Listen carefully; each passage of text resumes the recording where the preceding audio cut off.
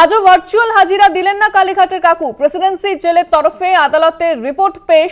শারীরিক অসুস্থতার জন্য জেল হাসপাতালে ভর্তি সুজয় কৃষ্ণ, সেই কারণে ভার্চুয়ালি হাজিরা দিতে পারছেন না।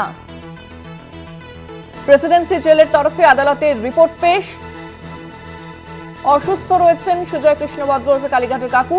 শারীরিক অসুস্থতার জন্য জেল হাসপাতালে ভর্তি রয়েছেন সুজয় কৃষ্ণ ভদ্র, সেই কারণে ভার্চুয়ালি হাজিরা দিতে পারছেন না।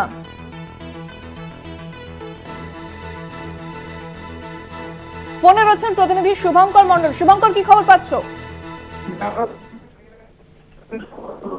শুভঙ্কর, তোমার কথা স্পষ্ট নয়, তুমি যদি একটু স্থান পরিবর্তন করে কথা বলো। হ্যাঁ, দেখো, আজ সুজয় কৃষ্ণ ভদ্র ওরফে কালীঘাটের কাকু হাজিরা দেওয়ার কথা ছিল সিবিআই বিশেষ আদালত ব্যাংশাল কোর্টে, এবং তোমায় জানিয়ে রাখি তিনি আজকেও ভার্চুয়ালি তাকে যে হাজিরা দেওয়ার কথা ছিল সেই হাজিরা তিনি কিন্তু দিচ্ছেন না, এবং একটি চিঠি আদালতে পেশ হয়েছে, এটিতে কিন্তু স্পষ্ট উল্লেখ রয়েছে যে জেল সুপারের তরফ থেকে সেই চিঠি দেওয়া হয়েছে আদালতে, এবং বলা হয় যে কালীঘাটের কাকু